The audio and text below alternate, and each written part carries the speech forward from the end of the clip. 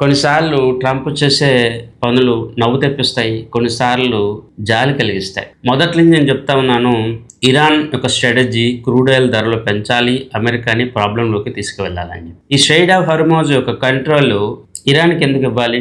నేను తీసుకుంటానని ఒకసారి, నేను కూడా టోల్ కలెక్షన్ చేస్తానని చెప్పి మరోసారి, ఇప్పుడు ఇరాన్ అండ్ మొత్తం స్ట్రెయిట్ ఆఫ్ హార్మోజ్ని నేను కంట్రోల్లో పెట్టుకుంటా, అసలు ఏ షిప్ను కూడా నేను లోపలికి బయటికి అలౌ చేయనని చెప్పి కొత్తగా ఒక థ్యూరీ తెచ్చారు. ఎవరైనా ఒకవేళ వెళ్తే వాళ్ళ యొక్క షిప్స్ని నేను అటాక్ చేస్తానని చెప్పి డైరెక్ట్గా యుఎస్ఏ హెచ్చరించడం ఇక్కడ కొసమెరుపు. ఇక్కడ మనం టెక్నికల్గా అర్థం చేసుకునే ప్రయత్నం చేస్తే ఎంటైర్ సబ్జెక్టు క్రూడ్ ఆయిల్ కోసం.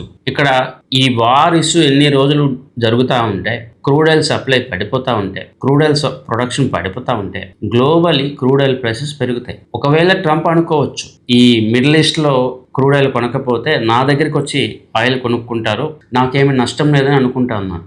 కానీ ఇక్కడ ఎంటైర్ వరల్డ్లో క్రూడ్ ఆయిల్ ధరలు పెరిగితే అమెరికాలో కూడా క్రూడ్ ఆయిల్ ధరలు పెరుగుతాయి, వెనజులాలో కూడా క్రూడ్ ఆయిల్ పెరుగుతాయి. సో క్రూడ్ ఆయిల్ ధరలు పెరిగితే అది అమెరికాకి బెనిఫిట్ అయ్యనొచ్చు బిజినెస్ పరంగా, కానీ ఇన్ఫ్లేషన్ పరంగా అది అమెరికాకి మళ్ళీ నష్టం చేకూరుస్తుంది. దట్ ఈస్ రీజన్ ఇరాన్ పదే పదే ఒక హెచ్చరిక, ఒక మెసేజ్ అమెరికాకి ఇస్తూ ఉంది. క్రూడ్ ఆయిల్ ధరలు పెరుగుతాయి, ఇన్ఫ్లేషన్స్ పెరుగుతాయి అని చెప్పి వార్నింగ్ ఇండైరెక్ట్గా ఇస్తూ ఉంది. ఇది అర్థం చేసుకునే ట్రంప్ మళ్ళీ ఈ ఇష్యూని ఇంకా పెద్ద చేస్తానో, లేకపోతే ఇదివరకు ఇరాన్ క్రూడ్ ఆయిల్ ధరని 150కి చేయాలనుకుంటే ఇప్పుడు ట్రంపే క్రూడ్ ఆయిల్ ధరని 150లోకి మార్చాలి అనే తప్పుడు వేలో ఒక నిర్ణయం అయితే తీసుకుంటా ఉన్నాడు. సో ఏదేమైనా కూడా మనం ఏదైతే ఇదివరకు చెప్పామో అదే ఖచ్చితంగా జరగబోతుంది. క్రూడ్ ఆయిల్ $150కి టచ్ చేసే రోజులు దగ్గరగా ఉన్నాయి. అండ్ ఇది రానున్న వారం 10 రోజుల్లో జరిగింది. తర్వాత ఒక 15 రోజుల వరకు కూడా ఇదే $150 కొనసాగితే మొట్టమొదటిగా కొలాప్స్ అయ్యే కంట్రీ యుఎస్ఏ అవుతా ఉంటుంది. అది నేను రిపీటెడ్గా చెప్తా ఉన్నాను.